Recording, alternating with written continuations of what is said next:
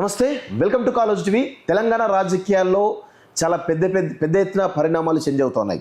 ఇటు కాంగ్రెస్లో చూస్తూ ఉంటే ఇటు మంత్రివర్గ విస్తరణ కావచ్చు, లేకపోతే పార్టీ పదవుల విషయంలో చాలా ముందడుగు వేస్తున్నట్టు తెలుస్తూ ఉంది. ఈ క్రమంలో బీజేపీ కూడా కొత్త అధ్యక్షుడి నియామక విషయంలో ఎవరా ఏంటి అనే కోణంలో చాలా పెద్ద ఎత్తున చర్చ జరుగుతోంది. ఇంకొక వైపు బీఆర్ఎస్ పార్టీలో కూడా రజతోత్సవ సభ సక్సెస్ తర్వాత ఆ పార్టీలో కావచ్చు, ముఖ్యంగా కేసీఆర్ కుటుంబంలో ఎలాంటి పరిణామాలు జరగబోతున్నాయి, చాలా పెద్ద వార్తలు వినిపిస్తూ ఉన్నాయి.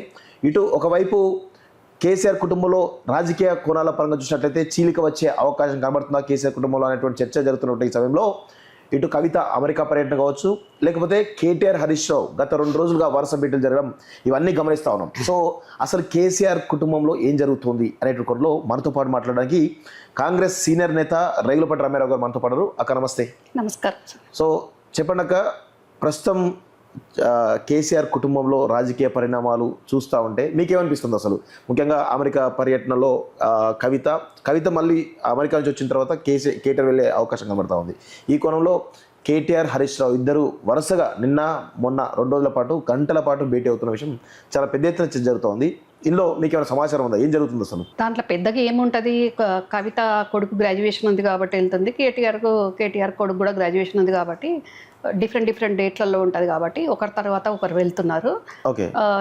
ఇంకా హరీష్ ఇంటికి కేటీఆర్ వెళ్ళడము అనేది అందులో పెద్ద మీడియాకు చూసే వాళ్ళకు అనిపిస్తుందేమో, కానీ ప్రస్తుత పరిస్థితులను బట్టి, వాళ్ళ పార్టీలో జరుగుతున్న పరిణామాలను బట్టి వాళ్ళు ఏ రకంగా ముందుకెళ్ళాలి అనే దాంట్లో డిఫరెంట్ లీకేజీలు వస్తున్నాయి బయటికి. ఒకరో రకంగా చేయబోతున్నారు, ఒకరో రకంగా చేయబోతున్నారు అని. సో దాంట్లో భాగంగా ముందు పార్టీని కాపాడుకోవాలి, నువ్వు నేను అనే దాంట్లో కాకుండా ఫస్ట్ సమిష్టిగానైతే బయటికి వెళ్దాము, అన్నిటి మీద పోరాటం చేద్దాము అనే దాంట్లో వాళ్ళిద్దరు కూర్చొని డిస్కషన్ చేసుకోవడం జరిగింది. మొన్న ఒక సందర్భంగా కూడా హరీష్ రావు చెప్పిండు కదా, కేటీఆర్ నాయకత్వంలో కూడా నేను పనిచేస్తా అని.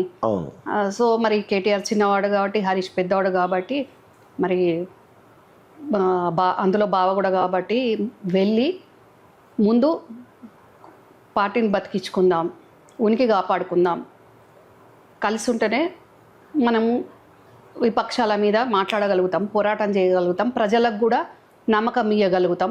పార్టీలో ఉన్న క్యాడర్ అంతా ఆగమాగం గందరగోళంలో ఉంది, ఎవరితో ఉండాలి.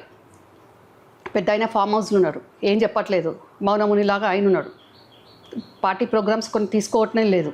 ఎలక్షన్లో పోటీ చేయడం కావచ్చు, మొన్న ఈ ఎమ్మెల్సీ కాదు పహల్గామ్ దానికి కూడా జరిగిన దాడిలో ఇప్పుడు ఎవరికి వాళ్ళు సపరేట్గా ప్రోగ్రామ్ చేసుకుంటున్నారు. బీఆర్ఎస్ పార్టీ చేయలేదు. ఇప్పుడు కాంగ్రెస్ కానీ బీజేపీ కానీ మన భారత రక్షణ దళానికి కానివ్వండి, మొత్తం అందరు కలిసికట్టుగా ఆ దాడిని ఖండించుకుంటూ భారతీయ ఐక్యత ఎట్లుంటుంది అనే విధంగా చేస్తున్నాం, ప్రోగ్రామ్ చేస్తున్నాం. కానీ బీఆర్ఎస్ చేయలేదు.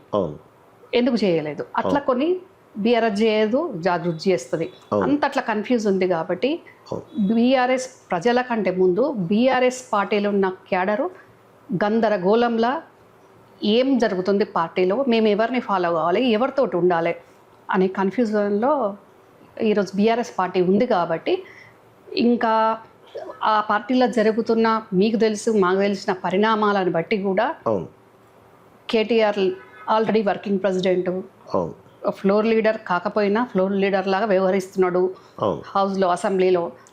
సో అందుకోసమని ఇంకా కేటీఆర్ దగ్గరికి వెళ్ళి మనిద్దరం అయితే ఫస్ట్ నమ్మకం కలిగించాలి, ప్రజల కంటే ముందు పార్టీకి నమ్మకం కలిగించాలి, తర్వాత ప్రజలు, తర్వాత విపక్షాల మీద మనం ప్రభుత్వం మీద పోరాటం చేద్దాము అనే దాంట్లో వెళ్ళి మాట్లాడుకున్నాం. అంటే కేటీఆర్ హరీష్ రావు భేటీ వెనకాల ఇటు కవిత టార్గెట్ చేయడం అనే అంశం ఏమైనా కనబడుతుందా? ఎందుకు కవిత కూడా ఇన్వాల్వ్ కావచ్చు కదా, ఎందుకు ఇన్వాల్వ్ కాలేకపోయింది? అదే ఇందాక మీకు చెప్పాను కదా, ఇప్పుడు గతంలో బీఆర్ఎస్ పార్టీ ఓన్లీ కేసీఆర్ కన్సల్లలో కేసీఆర్ చెప్పిన ప్రోగ్రామ్ను పార్టీ అంతా ఫాలో అవుతుండే. ఇప్పుడు ఆ పరిస్థితి లేదు. ఆయన ప్రోగ్రామ్ చెప్పట్లేదు, ఆయన పార్టీ అధినేత, ప్రతిపక్ష నేత. మరి ప్రతిపక్ష నేత రోల్ మనం చూస్తున్నాము, పార్టీ అధినేత ఫామ్ హౌస్ వరకు పరిమితమైనరు. మరి ఇంకా ఈ ఎవరికి వాళ్ళు ఆధిపత్య ధోరణి వాళ్ళ ఉనికి చాటుకోవడానికి ఐక్యంగా పనిచేయడం లేదు ఇక్కడ బీఆర్ఎస్ పార్టీకి. అవును. ఎవరికి వాళ్ళు సొంత ఎజెండాతోటి, ముఖ్యంగా ఎవరికి వాళ్ళు అంటే హరీష్ కేటీఆర్ పార్టీ లైన్లోనే ఉన్నారు. కవిత మటుకు తనకు తను సొంతంగా చేసుకుంటున్నది. ఓకే. కానీ ఆ సొంతంగా చేసుకునేదాన్ని ఎందుకు సొంతంగా చేసుకుంటున్నావు పార్టీ లైన్లో చేయాలి అని పెద్ద ఆయన చెప్పలేకపోతున్నాడు. ఓకే. ఆయన చెప్పే పరిస్థితి లేదు, ఇక్కడ వినే పరిస్థితి లేదు. అందుకోసమని ఈ పరిస్థితి ఉంది. ఓకే. అంటే కవిత ఒక కొత్త పార్టీ పెట్టే అవకాశం కనబడుతుంది, బీఆర్ఎస్ పార్టీ నుంచి బయటకు వస్తుంది అనేటువంటి ఒక చర్చ జరుగుతోంది బలంగా రాజకీయ వర్గాల్లో. దాని గురించి మీకు ఏమైనా సమాచారం ఉందా అసలు? సమాచారం కంటే ముందు నేను ఒక దగ్గరి కుటుంబ సభ్యురాలని కాబట్టి వాళ్ళ ఆలోచన ధోరణి, వాళ్ళ వ్యవహారం ఎట్లుంటుంది అని తెలిసిన వ్యక్తిని కాబట్టి ఇక్కడ కవితకి ఎప్పటి నుంచో ఎంపీ ఓడిపోయి ఎమ్మెల్సీ తీసుకున్నప్పటి నుంచే మంత్రి కావాలనే పెద్ద కోరిక ఉండే. ఇంకిప్పుడు నేను జైలుకి పోయొచ్చిన, నేను జైల్లో కష్టం అనుభవించిన, నేను ఒక్కదాన్నే ఎందుకు కష్టం అనుభవించాలి?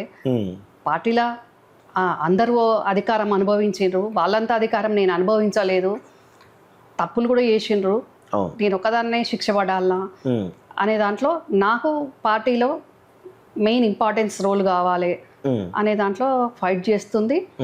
అవసరమైతే ఇప్పుడు మీకు మీడియాకి ప్రజలకి ఇప్పుడు తెలుస్తుండొచ్చు, కానీ మాకు ఎప్పుడో తెలుసు ఈ పరిస్థితి వస్తుంది అని. ఎప్పటి నుంచో ఇంటర్నల్ ఫైట్ గత సెకండ్ టర్మ్ బీఆర్ఎస్ వచ్చినప్పటి నుంచే సీరియస్గా నడుస్తున్నది. డెఫినెట్గా కవిత ఎవరితోటైనా పోతుంది, అందరితో టచ్లో కూడా ఉంది.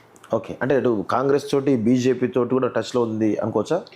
అనుకోవచ్చా కాదు, ఉంది, ఎప్పుడో టచ్లో ఉంది. సో అంటే జనరల్గా మీకున్నటువంటి అవగాహన ప్రకారం ఆమె సొంత పార్టీ పెడుతుందా, లేకపోతే కాంగ్రెస్లో పోతుందా, లేకపోతే బీజేపీలోకి పోయే అవకాశం ఉందా? ఏమనిపిస్తుంది మీకు అసలు?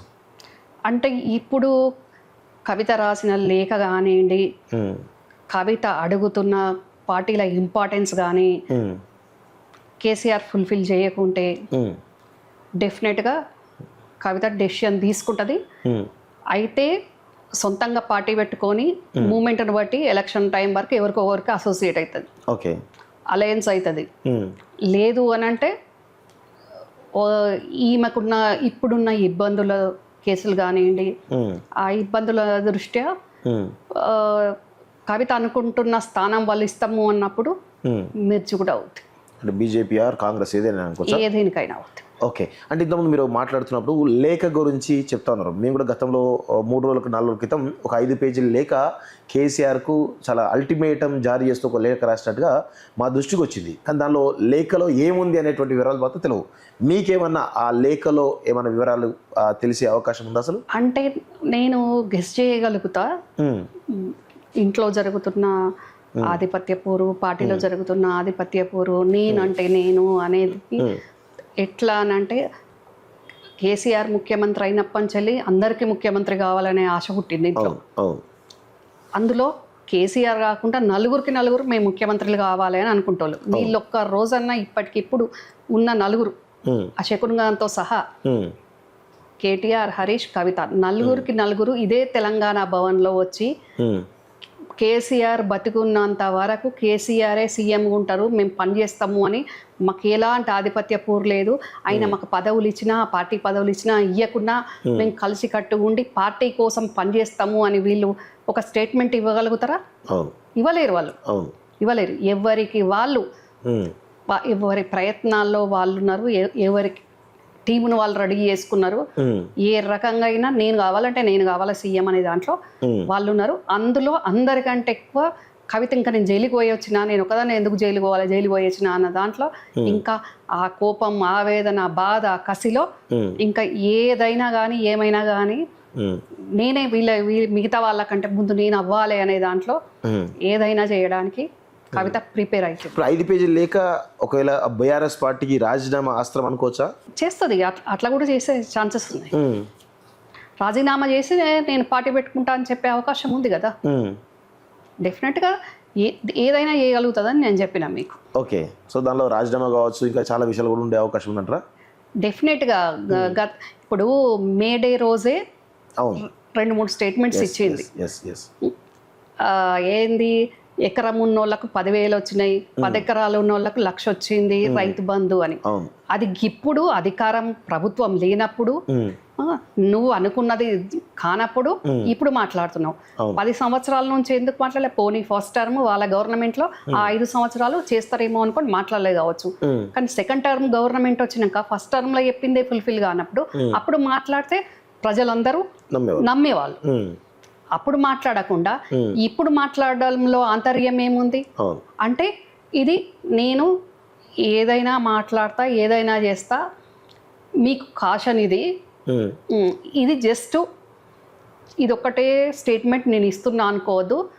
నేను గత ప్రభుత్వంలో జరిగిన అవకతవకలు ఏ ఉన్నా కూడా అవన్నీ కూడా ప్రజలకు మీరు ఎట్లాగో చెప్పుకోరు, కానీ నేనన్నా చెప్పుకుంటా, ఈ రకంగానన్నా కొంచెం ప్రజలకు దగ్గరైతా అనే ధోరణిలో 2 రకాలుగా ఇటు ప్రజలకు చెప్పినట్టు అవుతుంది, అటు వీళ్ళకు వార్నింగ్ ఇచ్చినట్టు అవుతుంది అనే దాంట్లో 2-3 స్టేట్మెంట్లు ఇస్తుంది. అయితే ఇప్పుడు మీరు మేడే రోజున మాట్లాడిన మాటలు చాలా సామాజిక అంతరాలు ఉన్నటువంటి సమాజంలో మనం ఉన్నాము అని చెప్పేసి చాలా స్పష్టంగా చెప్తూ దానిలో ముఖ్యంగా రైతు బంధు గురించి మాట్లాడింది. రైతు బంధు అనేది కేసీఆర్ యొక్క బ్రెయిన్ చైల్డ్.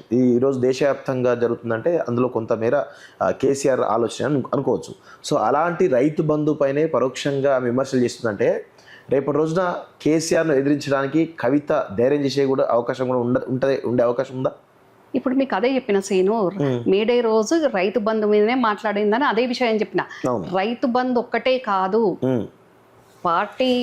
పార్టీల కానీ ప్రభుత్వంలో 10 ఏళ్ల ప్రభుత్వంలో కానీ జరిగినవి. నేను అనుకున్నది ఇస్తే ఏం మాట్లాడకుండా ఉంటా, నేను అనుకున్నది మీరు ఇవ్వకుంటే డెఫినెట్గా నేను అన్నీ మాట్లాడతా. నేను ఒక్కదాన్నే ఎందుకు జైలుకి పోవాలి? ఆ జైలుకి పోయిన కసి బాగా కవితలో ఉంది కాబట్టి ఏదైతే అది అయింది. ఇంతకంటే ఎక్కువ ఏముంటుంది, జైలుకి పోయి వచ్చిన దానికంటే ఇంతకంటే ఎక్కువ ఏముంటుంది అనే దాంట్లో కవిత ఆ రకంగా ఆలోచించుకుంటుంది, ఆ రకంగా పని చేసుకుంటుంది. ఇప్పుడు నిన్న మొన్న కూడా అదేదో కొత్త కమిటీ కూడా వేసుకుంది కదా, దీని అన్ని బట్టి కూడా కేసీఆర్ కానీ, కేటీఆర్ కానీ, హరీష్ కానీ ఎవరి మీదైనా కూడా ఇప్పుడు కవిత దేనికంటే దానికి డి అంటే డి అనే రకంగా ఆమె రెడీ చేసుకుంటుంది. రీసెంట్గా కవిత గారు రామప్ప ఆ ఏరియా సైడ్ వెళ్ళడం జరిగింది. ఇప్పుడు మిస్ వరల్డ్ పోటీలకు సంబంధించి ఎవరైతే కంటెస్టెంట్ వెళ్ళిన రోజే తను కూడా అక్కడ ఒక జాతరకు సంబంధించి విజిట్ కోసమే వెళ్ళడం జరిగింది. అక్కడ ఏదో గందరగోళం జరిగింది అనేటువంటి ఒక సమాచారం వస్తుంది. దాని గురించి మీకు ఏమైనా ఐడియా ఉందా? ఉంది సీను. ఈ ప్రపంచ సుందరి మనలో వెళ్ళిన రోజే కవిత వాళ్ళ అక్కడ ప్రోగ్రామ్ పెట్టుకుంది. ములుగు దగ్గర ఏదో విలేజ్ ఉంది, ఆ విలేజ్ కు వెళ్ళిందంట. జాతర జరుగుతుందని ఊరికి ఏదో వెంకటాపురం ఏదో సంథింగ్ అన్నారా, ఆ ఊరికి వెళ్ళిందట. జాతరకు వెళ్ళిన వాళ్ళు ఆ జాతరకు వెళ్ళి జాతరలాగా చేసుకుంటారు, కానీ అక్కడ అదొక రాజకీయ పర్యటన లెక్క జరిగింది. అక్కడ డ్రోన్ ఎగరవేయడము, ఆల్రెడీ అక్కడ ఆ ప్రపంచ సుందరి మనల ప్రోగ్రామ్ ఉంది కాబట్టి 5 కిలోమీటర్ల వరకు డ్రోన్ ఎగరవేయద్దు అనేది చెప్పారంట. కానీ వీళ్ళు ఆ మాటల్ని పట్టించుకోకుండా డ్రోన్ ఎగరవేసే అవసరం ఏముంది? ఒక ప్రోగ్రామ్కి వెళ్ళిన వాళ్ళు, అది రాజకీయ ప్రోగ్రాం కాదు, జాతరకు వెళ్ళిన వాళ్ళు డ్రోన్ ఎగరేసే అవసరం ఏముంది? ఆ డ్రోన్ ఎగరవేసిండ్రు. ఆ తర్వాత ఏ కార్యకర్త ఇంటికైతే వెళ్ళిందో ఆ కార్యకర్త కవిత వచ్చిపోయినాక నాకు 30,000 ఖర్చు వచ్చింది, నాకు వచ్చింది లేదు, పోయింది లేదు అని మాట్లాడుకోవడము, ఈ రకంగా వాళ్ళ జాగృతి ఉంది. ఈ రకంగా అంటే ప్రతి ఏ చిన్న అంశాన్నైనా దాన్ని ఆ పేరు కొద్ది జాతర, కానీ అదొక రాజకీయ అంశంగా మార్చుకునే విధంగా వాళ్ళు ఆ రకంగా చేసుకుంటున్నారు. మరి అంటే ఇప్పుడు ఏ కార్యకర్త ఇంటికి అయితే వెళ్ళిందో ఆ కార్యకర్త నాకు 30,000 ఖర్చు వచ్చింది అని బాధపడుతున్నాడు అన్నప్పుడు, మరి ఆ కార్యకర్తకు అంత ఇబ్బందులలో ఉంటే మరి వెళ్ళిన కవిత ఆ కార్యకర్త పరిస్థితి చూసుంటే ఆ కార్యకర్తకు సపోర్ట్ చేయాలి కదా. సపోర్ట్ చేసి ఉంటే ఆ మాటే బయటికి రాదు కదా. ఫస్ట్ ఆఫ్ ఆల్ ఈ రకంగా ఉంది జాగృతి. అంటే ఇట్లా చాలా మంది ఇదే విధమైన పరిస్థితి అనుకోవచ్చు జాగృతిలో. మనకు తెలిసి చాలా మంది అసంతృప్తితోటి ఉన్నారు. కవిత ఇప్పుడు ఏదైతే యాంటీగా మాట్లాడుతుందో, వ్యవహరిస్తుందో, అది కూడా కవిత ముందు మాట్లాడలేక కవిత టర్న్ అవ్వగానే చెవులు కొరుక్కుంటున్న వాళ్ళు, తిట్టుకుంటున్న వారు చాలా మంది ఉన్నారు. కొంతమంది అయితే దూరం కూడా అయిపోయినరు అని అది కూడా వినిపిస్తుంది. వాళ్ళకు కేటీఆర్ యాక్సెప్ట్ చేయరు, కేటీఆర్ దగ్గరికి పోలేరు, హరీష్ రావు దగ్గరికి పోలేరు. ఇంకా పెద్ద అయిన ఫామ్ హౌస్, ఇంకా వాళ్ళు ఎక్కడికి వెళ్ళాలి? అందుకని ఇంకా దిక్కు దిగానలేక ఇన్ని సంవత్సరాల నుంచి ఉన్నామని కొందరు, చూద్దాం ఏం జరుగుతుందో అని కొందరు, ఏదైనా ఉన్న వాళ్ళు కూడా చాలా బాధతోటే కవితను తిట్టుకుంటూనే ఉంటున్నారు. కానీ మరి కవితకు ఇంకా క్లోజ్గా ఉన్న నలుగురు ఎవరు ఇంకా కూడా ఎంఐ ఫీల్ పెడుతున్నారో ఇంత జరుగుతాయి కూడా అర్థం కావాలి. అంటే ఇటు జాగృతి కార్యకర్తలు కానీ నాయకులు కానీ ఇంత అసంతృప్తిగా తన మీద ఉన్నారనే విషయం తనకు తెలియదు అంటారా? ఎట్లా తెలుస్తుంది? అది తెలుసుంటే కవిత ఎంపీగానే ఓడిపోకపోతుండే కదా. అది తెలుసుంటే ఎంపీగా అక్కడ ఎమ్మెల్యేలు అందరు గెలిచి ఎంపీ ఓడిపోయింది అని అంటే ఎంత అసంతృప్తి ఉంటే జరిగి ఉండాలి. ఒక ముఖ్యమంత్రి కూతురు అదే పార్టీ సింబల్ మీద గెలిచిన ఎమ్మెల్యేలు, అదే పార్టీ సింబల్ మీద ఒక సీఎం కూతురు ఓడిపోయింది అని అంటే దాన్ని బట్టి నా చుట్టూ ఏం జరుగుతుంది, నన్ను ఎంత భ్రమాలలో పెడుతుండ్రు, ప్రజలు నా మీద ఎంత అసంతృప్తిగా ఉన్నారు. ఎమ్మెల్యేల డిష్ పెట్టండి, ఎమ్మెల్యేల అసంతృప్తి అనేది డిఫరెంట్. కానీ ఎంపీగా ఓటేసేటోళ్ళు అయితే ఎమ్మెల్యేలతో పాటు ప్రజలే కదా. మరి ఆ ప్రజలు ఓటేయకుండానే ఆ పరిస్థితి వచ్చింది కదా కవితకి. ఇప్పటికైనా అది గమనించుకోవాలి కదా. ఓకే, అంటే రజతోత్సవ సభలో మీరు చూసినట్లయితే కేసీఆర్ పరోక్షంగా కేటీఆర్ని తన వారసుగా ప్రకటించారు అనేటువంటి ఒక చర్చ జరుగుతోంది. మీకేమనిపించింది అసలు రజతోత్సవ సభలో కేటీఆర్ వారసుడు అనుకోవచ్చా? యాక్చువల్గా ఇది వారసత్వ రాజకీయంగా వచ్చిన పార్టీ కాదు. ఫస్ట్ ఆఫ్ ఆల్ తెలంగాణ ప్రజల ఆకాంక్షల కోసము పుట్టిన ఎజెండా టీఆర్ఎస్ పార్టీ. తర్వాత వాళ్ళు బీఆర్ఎస్గా చేసిండ్రు. ఒక్క కేసీఆర్ ఉంటే ప్రజలు ఎన్ని రోజులైనా రిసీవ్ చేసుకుంటారు, ఆశీర్వదిస్తారు, ఆదరిస్తారు. కానీ ఫక్త్ కుటుంబ పార్టీ చేసే ఎవరిని గెలవకపోయేసరికి ఈరోజు ఈ దుస్థితి, ఈ పరిస్థితి వచ్చింది.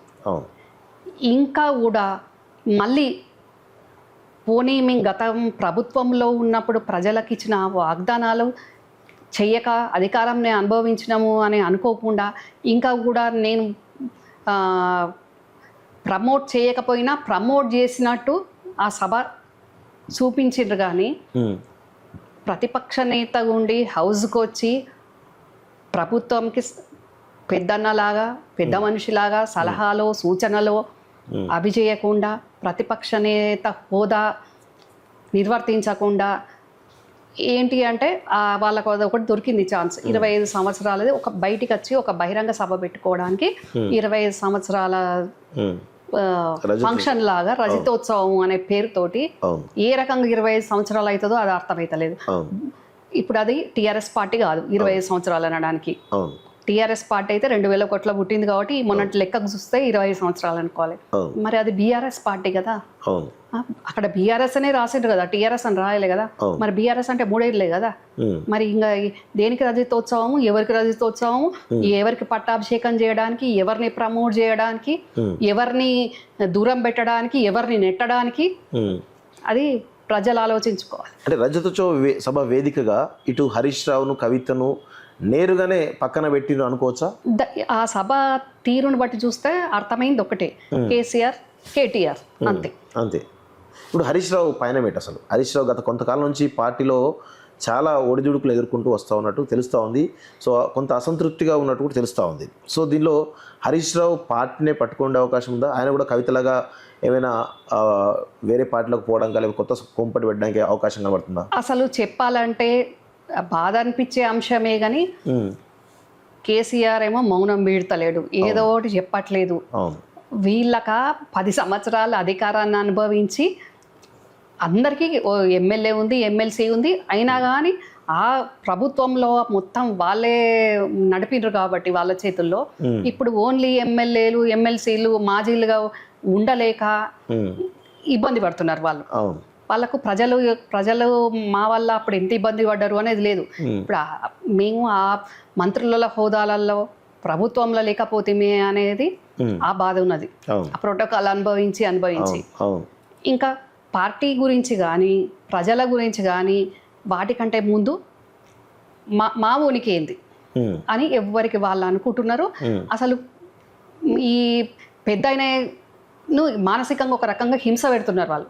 ఈ పెద్ద ఎప్పుడు పోతాడా అని కూడా చూస్తున్నారు వాళ్ళు. అయ్యో పోయిన రోజు ఎవరికి వాళ్ళు మేము హైజాక్ చేసుకోవచ్చు, లేకుంటే మేము బయటకు పోవచ్చు, మేము ఏదో ఓటు చేసుకోవచ్చు, ఏదో పార్టీకి పోవచ్చు అనే దాంట్లో కొందరు వెయిట్ చేస్తున్నారు. హరీష్ రావు అయితే సిద్దిపేటలో ఒక వేదిక సందర్భంగా ఏడ్చిండు గొల్లున.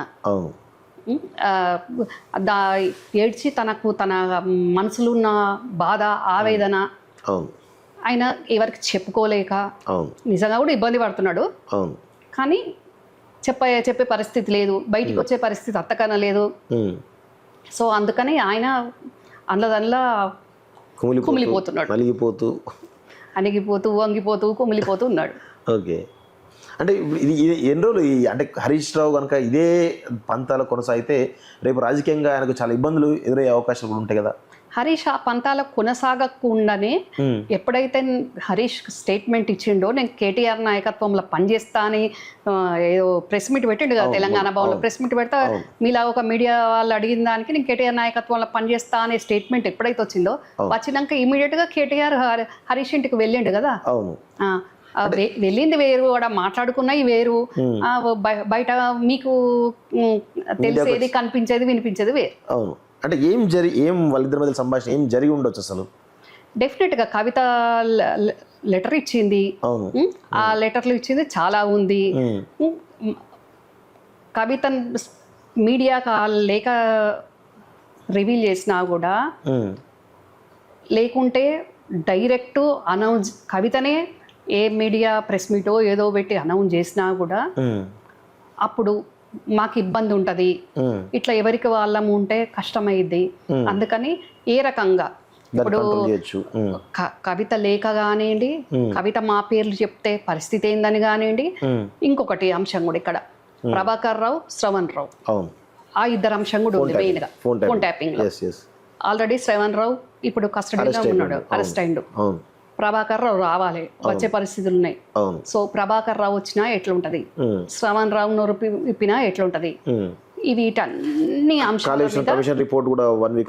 అది కూడా రాబోతుంది. అన్ని ఉన్నాయి కాబట్టి ఇవన్నీ పెద్దవి. అంటే ఇప్పుడు కవిత ఇంకా తలనొప్పి కదా అయ్యింది కాబట్టి వీటన్నింటినీ మన ఇద్దరం కలిసి కట్టుగా ఎదుర్కోవాలి. ఎట్లా చేయాలి అంటే కవితను కన్విన్స్ చేసే అవకాశం ఉందా, లేదంటే ఆమెను బయటికి సాగనంపేటువంటి ప్రక్రియ ఏమైనా జరుగుతుందా వాళ్ళిద్దరి మధ్యలో? అంటే ఇక్కడ హరీష్ కేటీఆర్ది డిఫరెంట్ ఉంది పరిస్థితి, కవితది డిఫరెంట్ ఉంది.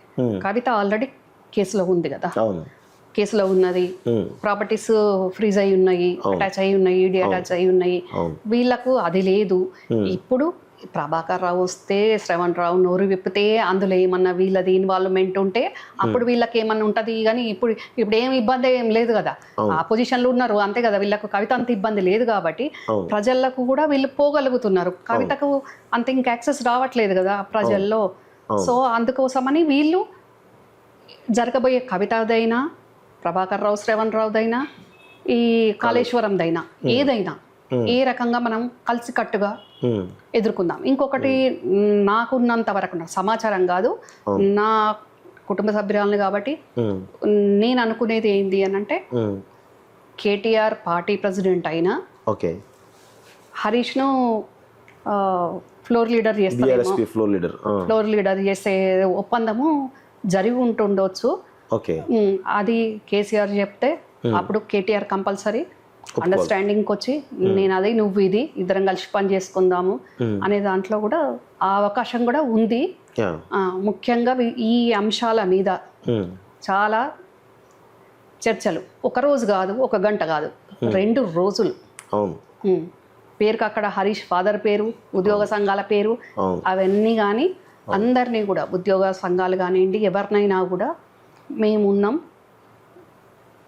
మీరు మాకు సపోర్ట్ ఇవ్వండి అని వాళ్ళది తిప్పుకునే విధంగా కార్యాచరణ చేసుకుంటున్నారు. ఇప్పుడు ఒకవేళ కవిత కనుక బీఆర్ఎస్ పార్టీ నుంచి లేదంటే వాళ్ళ కేసీఆర్ ఫ్యామిలీ నుంచి విడిపోయి బయటికి వస్తే బీఆర్ఎస్ పార్టీ యొక్క పరిస్థితి ఎలా ఉండబోతుంది? ఏమన్నా పునాదులు కదిలే అవకాశం కనబడుతుందా? ఎట్లా ఏమనిపిస్తుంది మీకు అసలు? పునాదులు ఏం కదలవు కానీ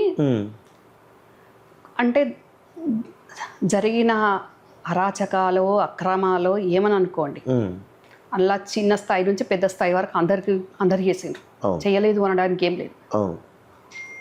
కవిత కేసీఆర్ బిడ్డ, పార్టీలో కూడా ఉంది, ప్రభుత్వంలో కూడా ఉంది, అన్నీ మనకు తెలుసు కదా. అవును. కవిత దగ్గర కూడా ఉంటుంది సమాచారం అందరికి సంబంధించింది. అవును. సో అన్నీ బయట పెడుతుంది. బయట పెట్టిన రోజు ఇబ్బందికర పరిస్థితి వచ్చే అవకాశం. బయట పెట్టినంత వరకు బీఆర్ఎస్ పార్టీకి ఏం కాదు, బయట పెడితే మాత్రం ఖచ్చితంగా పార్టీకి కాదు, కొందరు వ్యక్తులకి ఇబ్బంది అవుతుంది అక్కడ. ఓకే. పార్టీకి ఏమి ఇబ్బంది అవుతుంది, పార్టీకి ఏమి ఇబ్బంది ఉండదు, వ్యక్తులకు ఇబ్బంది అవుతుంది, అవును. కొందరు మాజీలకు. ఓకే. సో ఓవరాల్ సినారియోలో రాజకీయం అంతా కూడా విమర్శలు కావచ్చు, స్కామ్లు కావచ్చు, అన్నీ కూడా కేసీఆర్ కావచ్చు, కేటీఆర్ కావచ్చు, హరీష్ రావు కావచ్చు, కవిత చుట్టే తిరుగుతూ ఉంది. కానీ అసలైనటువంటి వ్యక్తి మీరు అనేటువంటి శకుని సంతోష్ రావు పేరు ఎక్కడ కూడా ఈ 1.5 year నుంచి ఎక్కడ బయటికి రావట్లేదు. అసలు దీనికి గల కారణాలు ఏంటి అసలు? వాడికి చాలా రాష్ట్రాల్లో, ఫస్ట్ మన ఇండియా గురించి మాట్లాడుకుందాం. ఇండియాలో మధ్యప్రదేశ్ కానివ్వండి, కేరళ కానివ్వండి, రాజస్థాన్ కానివ్వండి, అంతటా కూడా బిజినెస్లు, కాంట్రాక్ట్లు అన్నీ సెట్ చేసుకొని ఉన్నాడు. వాటిని అన్నిటిని చూసుకునే కార్యక్రమాల్లో వాడు ఉన్నాడు. వాటిని చూసుకుంటూ ఇక్కడ నా ప్లేస్ మళ్ళీ ఎవరన్నా ఆక్యుపై చేస్తారేమో కేసీఆర్ దగ్గర అని అటు ఇటు రెండు బ్యాలెన్స్ చేసుకుంటూ వాడు ఆ పనిలో వాడు ఉన్నాడు. ఎందుకు అంటే విమర్శలు అనేవి ఇప్పుడు స్కామ్లలో, ప్రతి స్కామ్లో అందరి పేర్లు వస్తున్నాయి. కానీ సంతోష్ రావు పేరు లాస్ట్ గవర్నమెంట్లో అవునన్నా కాదన్నా కేసీఆర్ దగ్గర ఉండి అన్ని చక్కబెట్టింది సంతోష్ రావే.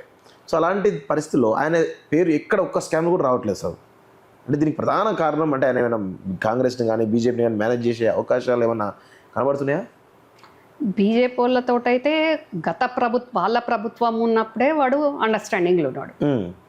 ఇప్పుడు ఆ తెలివి వాడి దగ్గర ఉంది కాబట్టి ఇప్పుడు నేను ఏదైనా జరిగినా ఏదేమున్నా మీకు ఇన్ఫర్మేషన్ ఇస్తా కానీ నా మీద ఏం కేసులు పెట్టకండి, చర్యలు తీసుకోకండి అని వాడు ఎస్కేప్ అయ్యే అవకాశాలు ఉంటాయి కదా. వాడు ఏదైనా చేస్తాడు కదా. వాడు ఇక్కడ ఉండే వాళ్ళని పుట్టి ముంచిండు.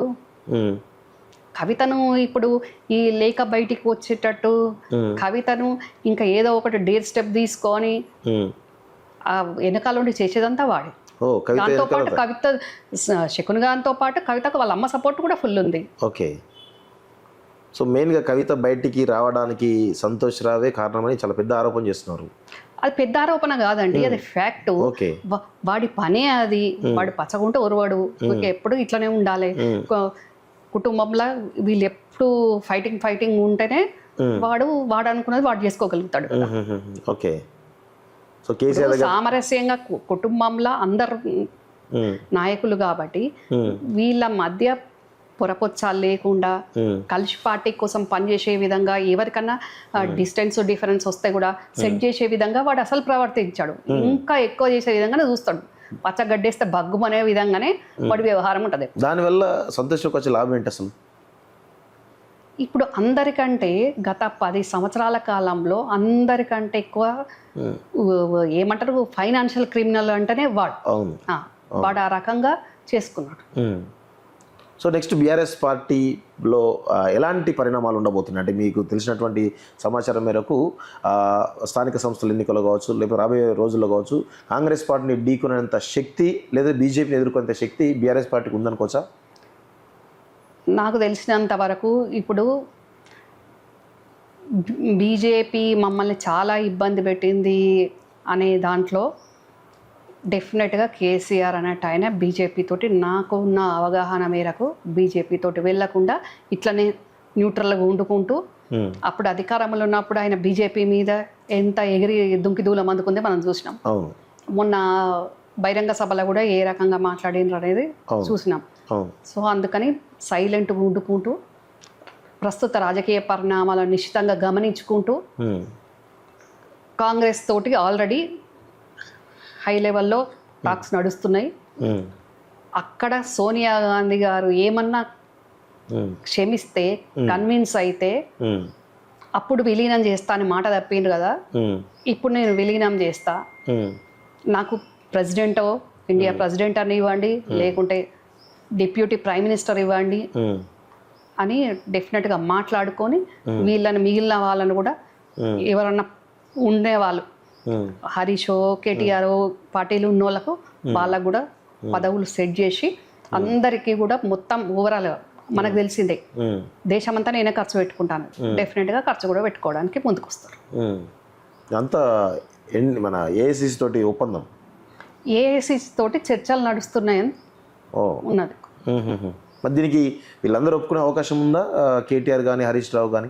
ఎందుకంటే ప్రాంతీయ పార్టీ ఒక 10 సంవత్సరాలు పాలించిన తర్వాత మళ్ళీ ఒక పార్టీలో మెర్జ్ కావడం అనేది వాళ్ళు అంత ఒప్పుకోకపోవడానికి అవకాశాలు ఎక్కువ ఉంటాయి కదా.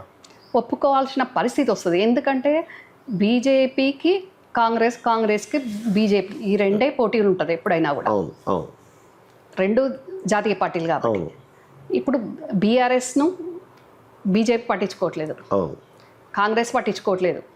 కాంగ్రెస్ బీజేపీ మీద చేస్తుంది, బీజేపీ కాంగ్రెస్ మీద చేస్తుంది ఫైట్. అవును. ఇంకా బీఆర్ఎస్ ఏ రకంగా ఎదుగుతుంది? వాళ్ళకి ఇంకా ఉనికి ప్రశ్నార్థకం అయిపోతుంది కదా. కాబట్టి కేసులు ఉండకుండా మాకు ఎవరో ఒక జాతీయ పార్టీ అవసరం కాబట్టి బీజేపీ సిద్ధాంతం కానీ బీజేపీలో కానీ కేసీఆర్ అన్నట్టు ఆయనే ఇమిడలేరు, ఓకే, తల వంచలేడు, బొంగలేరు. కాబట్టి నాకు తెలిసి కాంగ్రెస్ తోటే వెళ్తారు. అయితే అసోసియేట్ అన్న అవుతారు, నాకు తెలిసి మెర్జ్ అవుతారు. ఓకే, మెర్జ్ అవడానికి అవకాశం ఎక్కువ ఉంది డెఫినెట్గా. అంటే అప్పుడు మాట తప్పినా కానీ మేడం ఇప్పుడు నేను ప్రూవ్ చేసుకుంటా ఓకే అని ఇంకా మెర్జ్ చేసినాక ఇంకా సమస్య కూడా ఉండదు కదా, బీఆర్ఎస్ అనేది లేకుండా పోతుంది కదా. అవును. కానీ అప్పుడు కూడా ఇది గతంలో కూడా కేసీఆర్ విలీనం చేస్తా అన్నారు స్టార్టింగ్ కూడా, కానీ అప్పుడు కేటీఆర్ ఒప్పుకోలేదు. ఒప్పుకోకపోవడం వల్ల జరగలేదు.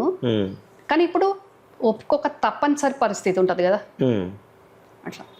ఓకే, సో ప్రస్తుతం తెలంగాణ రాష్ట్రంలో కాంగ్రెస్ ప్రభుత్వం 16 నెలలు దాటుతూ ఉంది. సో ఈ క్రమంలో కాంగ్రెస్ పార్టీ పైన అనేకమైనటువంటి విమర్శలు వస్తూ ఉన్నాయి. సో దీంట్లో భాగంగా ఇటు మంత్రివర్గ విస్తరణ కావచ్చు, లేకపోతే పీసీ పదవుల విషయంలో జాప్యం జరుగుతూ ఉంది. సో దీన్ని ఎట్లా చూడవచ్చు? అంటే పార్టీ కావాలనే వీటన్నిటి కూడా తాత్సారం చేస్తూ అనుకోవచ్చా? లేదు, అలాంటిది ఏం లేదు.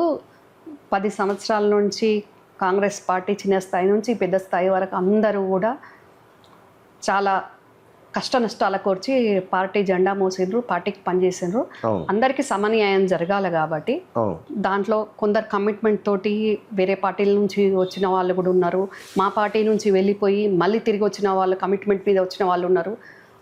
ఈ అన్ని అంశాల ఆధారంగా కొంచెం లేట్ అవుతుంది, కానీ డెఫినెట్గా అన్నీ కూడా ఫుల్ఫిల్ అయితే అందరికి కూడా సమన్యాయం జరుగుతుంది. నిన్న రేవంత్ రెడ్డి గారు ఆయన మహిళల ఓట్లే మాకు చాలా కీలకంగా మారబోతున్నాయి, మహిళలందరూ కూడా మా వైపే ఖచ్చితంగా చూసే అవకాశం వచ్చే ఎన్నికల్లో అని చెప్పేసి అంటా ఉన్నారు. దానికి గల ప్రధానమైన కారణం ఏంటి అసలు? డెఫినెట్గా మహిళలను కోటీశ్వర్లను చేస్తాము అని మహిళా దినోత్సవం రోజు కూడా ఆయన సభలో చెప్పిండ్రు. ఉచిత బస్సు ఆల్రెడీ పెట్టున్నాం, 500 గ్యాస్ ఇస్తూనే ఉన్నాం. ఇక తులం బంగారం 2500 ఇవ్వాల్సి ఉంది. డెఫినెట్గా అవి కూడా ఇస్తాము ఇప్పుడు, ఎందుకంటే బడ్జెట్ లేదు. ఆచి చూచి ఇప్పుడు జీతాలు ఇవ్వడం కానివ్వండి, ప్రభుత్వాన్ని నడపడం కానివ్వండి, అవన్నీ కూడా చూసుకుంటూ అత్యంత పొదుపుతోటి చేస్తున్నారు. కాబట్టి మహిళలకు ఇచ్చిన ఏ మాట అయినా తప్పకుండా నెరవేర్చే విధంగా అప్పు తెచ్చైనా సంక్షేమ పథకాలు కానివ్వండి, అందులో ముఖ్యంగా మహిళలకు ఇచ్చిన మాట నిలబెట్టుకునే విధంగా ఇంకో స్టేట్మెంట్ కూడా ఇచ్చిండ్రు, 1,00,000 కోట్లు కూడా రుణం ఇస్తాము అనేది కూడా. సో తప్పకుండా మహిళలకు ఏదైతే రేవంత్ అన్న చెప్పినరో ముఖ్యమంత్రిగా అవి తప్పకుండా నెరవేరుస్తారు. కొంచెం ఇక్కడ బడ్జెట్ లేదు కాబట్టి ఎంబడే ఇమీడియట్గా చేయలేకపోతున్నాము. ఈ 16 నెలలకి ఏమో మునిగిపోయినట్టు, బ్రహ్మాండం బద్దలైనట్టు, అటు బీజేపీ వాళ్ళు ఇటు బీఆర్ఎస్ వాళ్ళు ఉన్నది లేనట్టు లేనిది ఉన్నట్టు ప్రజలను కన్ఫ్యూజ్ చేసే విధంగా, వాళ్ళ ఉనికి చాటుకోవడానికి అటెన్షన్ డైవర్ట్ చేసే విధంగా ఇటు బీజేపీ వాళ్ళు అటు బీఆర్ఎస్ వాళ్ళు వ్యవహారం చేస్తున్నారు. ఎందుకో కాంగ్రెస్ పార్టీ ఇన్ని పథకాలు తీసుకొచ్చినప్పుడు కూడా ప్రజల్లో ఒక రకమైనటువంటి నెగిటివ్ వస్తున్నదేమో అనిపిస్తుంది. దాన్ని కౌంటర్ చేసేటువంటి పరిస్థితి కాంగ్రెస్లో పెద్ద ఎత్తున కౌంటర్ సిస్టమ్ కూడా లేదనేది కనిపిస్తూ ఉంది. దాని గురించి మీరేమంటారు? అసలు అస్సలే లేదు, కౌంటర్ చేస్తూనే ఉన్నాం కదా అందరం ఎప్పటికప్పుడు. ఇప్పుడు వాళ్ళు లేనిది ఉన్నట్టు, ఉన్నది లేనట్టు క్రియేట్ చేస్తున్నారు, క్రియేట్ చేసి కన్ఫ్యూజ్ చేస్తున్నారు. ప్రతిసారి వాళ్ళు ఏంది అని అంటే మేము చేసిన మంచిని సైడ్ చేసే విధంగా కన్ఫ్యూజ్ చేయడం అనేది వాళ్ళు అజెండాగా పెట్టుకున్నారు. వాళ్ళు ప్రతిపక్షంలో ఉండి ప్రజల గురించి ఆలోచించకుండా ప్రభుత్వంలో ఉన్న మమ్మల్ని ఇబ్బంది పెట్టడమే వాళ్ళ లక్ష్యం, ధ్యేయము అనే విధంగా ప్రతిపక్షాలు వ్యవహరిస్తున్నాయి. పార్టీల గ్రామ స్థాయి నుంచి గాంధీ భవన్లో ఉన్న లీడర్ వరకు ప్రతి ఒక్కళ్ళం కూడా పార్టీ చేసే కార్యక్రమాలను కానివ్వండి, వాళ్ళు చేసే పిచ్చి పనులను కానివ్వండి, ఎప్పటికప్పుడు ఎండగడుతూనే ఉన్నాం. సో కాంగ్రెస్ పార్టీ పైన, ప్రభుత్వం పైన చాలా రకాల విమర్శలు వస్తున్నాయి. రీసెంట్గా ఈ మిస్ వరల్డ్ అందాల పోటీలకు సంబంధించిన దాంట్లో రామప్ప ఆలయంలో కొంతమంది మహిళలతోటి ఆ ప్రపంచ సుందరిలకు సంబంధించినటువంటి ఆ కంటెస్ట్లు ఎవరైతే ఉన్నారో వాళ్ళ కాళ్ళు కడిగించారనేటువంటి ఒక పెద్ద ఎత్తున విమర్శలు కాంగ్రెస్ పార్టీ ప్రభుత్వం పైన వస్తూ ఉన్నాయి. ఇలాంటి చాలా విమర్శలు వస్తున్నాయి. ఇలాంటి విమర్శలు రావడం గల కారణాలు ఏంటి? అసలు కారణం లేదు, కాకరకాయ లేదు. ఇక్కడ బీఆర్ఎస్ పార్టీ చేసే క్రియేషను, వాళ్ళు ఏదో ఒక రకంగా ఇంత మంచి జరుగుతున్న ఈవెంట్ను, ఇంత మంచి జరుగుతున్న ప్రభుత్వము ఎక్కడ మంచి పేరు వస్తుందో, లేకుంటే పెట్టుబడులు వస్తాయో, ఏదో ఒకటి డిస్టర్బ్ చేసి కన్ఫ్యూజ్ చేయాలి అనే దాంట్లో ఇది ప్రతిపక్షాలు చేసే కుట్ర తప్ప దీంట్లో ఏం లేదు. అక్కడ అది మరి నిజంగా కాళ్ళు గడిగియాలి అన్నప్పుడు అందరు లైన్ కూర్చున్నారు అక్కడ వచ్చిన కాంటెస్టెంట్స్ అంతా. మరి వాళ్ళందరికీ ఎవరు కూడా వాళ్ళకి ఇచ్చిండ్రు, కడుక్కోమన్నారు, వాళ్ళే కడుక్కున్నారు. ఆ ఈవెంట్ మన తెలంగాణ ఆడపడుచులతోటి విదేశీ మహిళలకు కాళ్ళు గడిగిచ్చే ప్రోగ్రామ్ అన్నప్పుడు అందరికి వీళ్ళే కడుగుతుంటారు కదా, అట్లా చేయలేదు కదా. మన తెలంగాణ సాంప్రదాయం ప్రకారము ఆ ప్లేటు చెంబు ఇచ్చి కడుక్కోమన్నారు, వాళ్ళు కడుక్కున్నారు. మంచి గౌరవంగా మనోళ్ళు టవల్ ఇచ్చిండ్రు, వాళ్ళు దుడుచుకున్నారు. ఈ లాస్ట్కు ఎడ్జుకున్న ఆమె మటుకు ఆమె అర్థం కాకపోతే తుడుచుకోండి అని చెప్పింది అంతే. ఈమె తుడిచింది లేదు. తుడిచినట్టు ఒక విజువల్ అని ఒక ఫోటోనన్నా బయటకు చూపించండి. ఇదంతా కుట్ర కాదా? ఎక్కడ కోడిగుడ్ల మీద ఈకలు చూసినట్టు ప్రతి దానికి ఎక్కడనో ఒక దగ్గర దొరికించుకుందామనే రకంగా ఇది ప్రతిపక్షాలు చేసే కుట్ర. మరి గతంలో కేసీఆర్ కాళ్ళు వెంకట్రామరెడ్డి కలెక్టర్ మొక్కలేదా అఫీషియల్ గా? ఆయన కేసీఆర్ ఇంట్లో కాదు, కేసీఆర్ పుట్టినరోజు సందర్భంగా కాదు, వెంకట్రామరెడ్డి పుట్టినరోజు సందర్భంగా కాదు, అఫీషియల్ గా ఆ కార్యాలయంలో కాళ్ళు మొక్కిండు. అంతకంటే ఇంకేముంటది? అప్పుడు ఆత్మగౌరవం గుర్తు రాలేదా? ఒక కలెక్టర్కి ఏం అవసరం? పెద్ద ఆయన ముఖ్యమంత్రి నమస్కారం చేయొచ్చు కదా.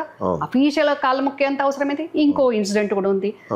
ఏదో ప్రోగ్రామ్ సందర్భంగా కూడా ఇంకో కలెక్టర్ కూడా నాలాగా నేను కూర్చున్నట్టే కవిత కూర్చుంటే కాళ్ళ దగ్గర కింద కూర్చున్నాడు. ఏదో కుక్క పిల్ల కూర్చున్నాడు. ఏంది అది? మరి అప్పుడు ఏమైపోయింది? అప్పుడు బీజేపీ వాళ్ళు ఎందుకో మాట్లాడలేదు. అప్పుడు మేము ఏమైనా వీళ్ళలాగా పిచ్చి పిచ్చిగా ప్రవర్తించినామా కాంగ్రెస్ పార్టీ? ఐఏఎస్లు ఎందుకు ఈ రకంగా మరీ ఇంత దిగజారుతున్నారు అనేది ఒకరిద్దరు మా దగ్గర మాట్లాడినారు. కానీ వాళ్ళు చేసిన దానికంటే ఈడ జరిగింది ఏముంది? అవి మర్చిపోయి ఏదో అయిపోయినట్టు, ఏమో అయిపోయినట్టు మన తెలంగాణ సాంప్రదాయము, మన భారతీయ సాంప్రదాయము విదేశం కానీ పక్కూరు నుంచి కానీ వచ్చిన వాళ్ళను మన తెలంగాణ సాంప్రదాయం ఎట్లుంటుందో ఆ రకంగా ఇప్పుడు మన సాంప్రదాయం ఎట్లుంటుంది అని తెలియడానికి అన్ని ప్రాంతాలకు, వివిధ ప్రాంతాలకు వాళ్ళని బ్యాచ్లుగా పంపిస్తున్నారు. అందులో భాగమే రామప్ప ప్రోగ్రాం. గుడిలోకి వెళ్ళాలి కాబట్టి, కాళ్ళు కడుక్కునే సాంప్రదాయం మన దగ్గర ఉంది కాబట్టి, అది వాళ్ళకి తెలియదు కాబట్టి తెలియజేసే విధంగా ఒక పద్ధతి ప్రకారం అది చేసిండ్రు. దానికి ఏమో అయిపోయినట్టు, బ్రహ్మాండం బదలైపోయినట్టు. అసలు ఇప్పుడు ఐఏఎస్ల అందరికి కూడా వీళ్ళు క్షమాపణలు చెప్పాలి ఫస్ట్. ఏం అవసరము? ఆ ఐఏఎస్ కవిత కాళ్ళకడ కూర్చునే అవసరం ఏమొచ్చింది? అంతకంటే దారుణ దరిద్రం అయితే కాదు కదా ఇది. మరి అప్పుడు ఆ రోజు కవిత చెప్పిందా క్షమాపణ? ఆ ఐఏఎస్ ఎందుకు కూర్చోవాల్సి వచ్చిందో ఆయన వివరణ ఇచ్చిండా? ఈ వెంకట్రామరెడ్డి చెప్పిండా? వెంకట్రామరెడ్డి అన్న చెప్పిండా ఎందుకు కాళ్ళు మొక్కిండో? ముఖ్యమంత్రి అని అత్యుత్సాహం ఎక్కువ మొక్కిండు కావచ్చు, పోనీ అదే వదిలిద్దాం. కానీ ఈ కలెక్టర్ అయితే మరీ కవిత కాళ్ళ కాడ కూర్చో, కేసీఆర్ కాళ్ళు కూడా కాదు కదా, కవిత కాళ్ళ కాడ కూర్చునే కర్మేం పట్టింది? ఈ ఐఏఎస్లు కూడా ఎందుకు ఇంత దిగజారిపోతున్నారు? ఇక్కడ అట్లాంటి జరగలేదు కదా.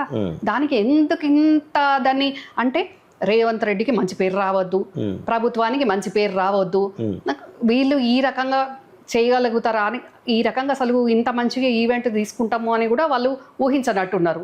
కాబట్టి దానికి ఏదో ఒక రకంగా డిస్టర్బ్ చేయాలి కదా. డిస్టర్బ్ చేసే దాంట్లో భాగంగా ఈ వాళ్ళు పిచ్చి పిచ్చి అవాకులు చెవాకులు, అడ్డమైన క్రియేషన్లు అన్నీ చేస్తున్నారు. ఇప్పుడు రమ్యారావు గారు కాంగ్రెస్ పార్టీలో చాలా క్రియాశీలకంగా ఉన్నారు. ఇప్పటి వరకు రమ్యారావు గారికి ఒక నామినేటెడ్ పోస్ట్ కానీ లేదంటే ఇటు పార్టీలో పదవులు కానీ రాకపోవడం గల కారణాలు ఏంటి అసలు? ఏం లేదు, యాక్చువల్లీ నేను కరీంనగర్ ఎమ్మెల్యే టికెటే కావాలని అడిగిన, అక్కడ 2 పార్టీలు బీసీకి ఇచ్చినాయి కాబట్టి అవును. మనం కూడా బీసీకి ఇద్దాము అని బీసీకి అకామిడేట్ చేశారు పార్టీ. అవును. ఖచ్చితంగా ప్రభుత్వం వస్తుంది, వచ్చినాక మంచి స్థానం ఇస్తా అని రేవంత్ అన్న మాట ఇచ్చిండ్రు, చెప్పిండ్రు. ఇక్కడ చాలా పెద్ద పార్టీ, 10 సంవత్సరాలు మేము ప్రభుత్వంలో లేము, అందరం జెండా మోసిన వాళ్ళు ఉన్నాము కాబట్టి అందరినీ ఎవరిని ఇబ్బంది పెట్టకుండా అందరికీ అకామిడేట్ చేసే విధంగా ఆ రకంగా చేస్తున్నారు. అందులో కొంచెం లేట్ అవుతుంది. అంటే ఇప్పుడు రాబోయే రోజుల్లో పెద్ద ఎత్తున నామినేటెడ్ పోస్టుల భర్తీకి కొంత కసరత్తు చేస్తున్నది తెలుస్తుంది. పీసీ కార్యవర్గం కూడా కసరత్తు చేస్తుంది. దానిలో మీకు అవకాశం ఎందులోకి దక్కే అవకాశం కనబడుతుంది? ఒకటే చెప్తున్నారు, రేవంత్ అన్న చెప్పలేదు కానీ మహేష్ అన్న పిసిసి ప్రెసిడెంట్ చెప్పిండ్రు, వారు పార్టీ పదవి ఉంటే నామినేట్ ఉండదు, నామినేట్ ఉంటే పార్టీ పదవి ఉండదు అని కొద్ది మందిని ఏది కావాలని అడుగుతున్నారు. ఎందుకు అంటే అందరికీ అవకాశం వచ్చినట్టు అవుతుంది. ఒకరికి అది ఒకరికి ఇది అయితే అందరికి సమన్యాయం చేసిన రకంగా ఉంటుంది అనే దాంట్లో మా కొత్త ఇన్ఛార్జ్ మీనాక్షి నటరాజన్ మేడం ఈ రకంగా చేస్తే ఎవరు కూడా అసంతృప్తితోటి ఉండరు. అందరూ పార్టీ లైన్లో పనిచేసే వాళ్ళు పార్టీ లైన్లో పనిచేస్తారు, ప్రభుత్వంలో రోల్ ప్లే చేసే వాళ్ళు ప్రభుత్వంలో పనిచేస్తారు అనే దాంట్లో ఆ కాజ్ తీసుకున్నారు. సో కొందరికి పార్టీలు వస్తాయి, కొందరికి ప్రభుత్వంలో వస్తాయి. ఇప్పుడు నిన్న మన గాంధీ భవన్ వేదికగా కొంతమంది మహిళా నేతలు కూడా చాలా పెద్ద ఎత్తున పార్టీలో మహిళలకు స్థానం దక్కట్లేదు, ఆ పార్టీలో పనిచేసే వాళ్ళకి ఎవరికి దక్కట్లేదు అనే కొనలో కొంత అసంతృప్తి వ్యక్తం చేస్తున్నారు. దాని గురించి మీరేమంటారు? అసలు ఉంటుంది అసంతృప్తి, ఎందుకంటే 10 సంవత్సరాల తర్వాత ప్రభుత్వం వచ్చింది కాబట్టి ప్రతి ఒక్కరికి కూడా పదవులు కావాలనేది ఉంటుంది. దాంట్లో వాళ్ళ ఆవేదన గాంధీ భవన్కి వచ్చి పీసీసీ ప్రెసిడెంట్ ఉన్నారేమో అనుకొని చెప్పుకుందామని వచ్చినట్టున్నారు. పీసీసీ ప్రెసిడెంట్ లేకపోయేసరికి మహిళా కాంగ్రెస్ ప్రెసిడెంట్ కింద ఉన్న క్యాడరు ఇంకెన్నిసార్లు పని చేస్తాము, నిన్ను చూసే పని చేసినాం కదా అనే దాంట్లో ఆమెను చాలా తిట్టడం జరిగితే ఆమె ఏడ్చి ఆ కన్ఫ్యూజ్లో పాపం ఆమె ఏం చేయాలనో అర్థం కాక ఆ మహిళలు అక్కడ కూర్చుంటే వాళ్ళు కూర్చున్నప్పుడు ఆమె కూడా కూర్చోవాల్సి వచ్చింది అనేది తెలిసింది. కాకపోతే ఎవరికి అన్యాయం జరగదు, ప్రభుత్వం, రేవంత్ అన్న, పిసిసి ప్రెసిడెంట్ అందరు కూడా అందరికీ న్యాయం చేస్తారు. కొందరికి వెనుకొస్తాయి, ముందు వస్తుంది. అట్లా అంటే మరి మేము టికెట్ ఎక్స్పెక్ట్ చేసిన వాళ్ళం కూడా 15 నెలల నుంచి ఆగుతున్నాం. ఎందుకంటే ఇంకా అయిపోలేదు కదా, ఉంది కదా, ఇంకా అందరికి అకామిడేట్ చేస్తారు కదా. కొందరికి ముందు వస్తుంది, కొందరికి వెనుకొస్తుంది. అట్లేం లేదు, వాళ్ళకు కూడా డెఫినెట్గా రేవంత్ అన్న కానీ పిసిసి ప్రెసిడెంట్ మహేష్ అన్న కానీ అందరికి కూడా న్యాయం చేస్తారు. కొంచెం ఓపికతోటి ఉండాలి. మీనాక్షి నటరాజన్ వచ్చిన తర్వాత అసలు పార్టీ కొంత గాడిలో పడుతుంది అనుకోవచ్చు. అసలు గాడిలో పడకపోవడం ఏంది? అంటే గతంలో బీఆర్ఎస్ పార్టీ లాగా లేదు, బీజేపీ పార్టీ లాగా లేదు కదా మాది. మంచిగా నడుస్తుంది, ప్రజాపాలన బాగుంది. ఇక గాడిలో పడేదేమేమున్నది? గాడిలో లేని పార్టీలు 6 గాలిగాల్లో అవి ఉన్నాయి. ఇష్టం ఉన్నట్టు వాళ్ళ పార్టీ గురించి చూసుకోకుండా ఎప్పుడు మా పార్టీ గురించి వాళ్ళు మాట్లాడుతుంటారు. మా పార్టీ పక్కా మంచిగా ఉంది, మంచి ప్రజాపాలన నడుస్తుంది. డెఫినెట్ గా ప్రజలకు ఏవైతే హామీలు ఇచ్చినామో ఆ హామీలు నెరవేర్చుకుంటూ బాగుంటుంది. ఇప్పుడు మీనాక్షి నటరాజన్ గారు అంటే ఎవరైతే పార్టీలో కీలకంగా పనిచేసి గత కొంతకాలంగా పనిచేసినాం మీలాంటి వాళ్ళకు అవకాశం కల్పిస్తాం అని చెప్పేసి ఏమైనా హామీ ఇవ్వడం జరిగింది? అసలు నాకు అని కాదు, ప్రతి ఒక్కరికి కూడా పార్టీలో కష్టపడ్డ ప్రతి ఒక్కరికి కూడా గ్రాస్ రూట్ నుంచి గాంధీ భవన్ వరకు అందరికి కూడా సీనియారిటీ వైజ్ అనుకోండి, వాళ్ళు చేసిన పనితీరు ప్రకారం అనుకోండి, డెఫినెట్ గా మేడం అన్ని క్వీన్ అబ్జర్వ్ చేస్తున్నారు. ఒక లాబింగ్ సిస్టమ్ కాకుండా వాళ్ళ మెరిట్ వైజ్ గానే అందరికి కూడా సెట్ చేయబోతున్నారు. ఓకే, థ్యాంక్ యూ అక్క. సో ఇది చివరగా తెలంగాణ ప్రజలకు మీరు ఏం చెప్పదలుచుకున్నారు? అసలు తెలంగాణ ప్రజలకు చెప్పేది ఏంటి అని అంటే, బీఆర్ఎస్ కానీ బీజేపీ కానీ కాంగ్రెస్ పార్టీ చేస్తున్న పాలనను అయోమయం చేసే విధంగా వాళ్ళు వ్యవహరించేదాన్ని ప్రజలు నమ్మకండి. ఎందుకంటే వాళ్ళ ఉనికి కాపాడుకోవడానికి బీఆర్ఎస్ బీజేపీ వాళ్ళ ఉనికి, బీజేపీ ఏమో బలపడాలనుకుంటుంది తెలంగాణలో, బీఆర్ఎస్ ఏమో ఉనికి కాపాడుకోవడానికి కాంగ్రెస్ ప్రభుత్వాన్ని ఇబ్బందుల పాలు చేసే విధంగా వ్యవహరిస్తుంది. తప్పకుండా ప్రజలందరికీ కూడా ఇక్కడ రేవంత్ అన్న కాదు, సోనియమ్మ ఆదేశం ప్రకారమే మా జాతీయ అధ్యక్షులు మల్లికార్జున ఖర్గే గారి ఆదేశాల ప్రకారమే పార్టీ పనిచేస్తుంది, ప్రభుత్వం పనిచేస్తుంది. తప్పకుండా ముఖ్యమంత్రి రేవంత్ అన్న కూడా ఏవైతే పిసిసి ప్రెసిడెంట్గా హామీలు ఇచ్చిండో తెలంగాణ ప్రజలకు అవన్నీ నెరవేర్చే విధంగా ఆయన పనిచేస్తున్నారు, మంత్రులు పనిచేస్తున్నారు. తప్పకుండా ప్రభుత్వం ప్రజలకు ఏదైతే హామీలు ఇచ్చిందో అవి డెఫినెట్గా నెరవేరుస్తుంది. ఎవరు అయోమయానికి ప్రజలు కానీ కాంగ్రెస్ క్యాడర్ కానీ అయోమయం గురి కావద్దు. థ్యాంక్ యూ అక్క, thank you very much. So ఇది మొత్తానికైతే తెలంగాణ రాజకీయాల్లో జరుగుతున్నటువంటి జరగబోయేటువంటి భవిష్యత్ పరిణామాలు ఏ విధంగా ఉండబోతున్నాయి. ముఖ్యంగా చీలిక దిశగా కేసీఆర్ కుటుంబం అని చాలా పెద్ద ఎత్తున కథనాలు వస్తున్న నేపథ్యంలో రమ్యారావు గారు చాలా సంచలనమైనటువంటి విషయాలు ఈరోజు తెలంగాణ ప్రజలకు చెప్పడం జరిగింది. చూద్దాం మరి రాబోయే రోజుల్లో ఏం జరుగుతుంది, ఏంది కేసీఆర్ కుటుంబంలో ఏమైనా చీలికలు వచ్చే అవకాశం ఉన్నాయా, రాజకీయంగా ఎలాంటి ప్రకారంలో పోతున్నాయో భవిష్యత్తు తెలిసే అవకాశం అయితే కనబడుతుంది. చూస్తున్నాండి college TV. Thank you very much.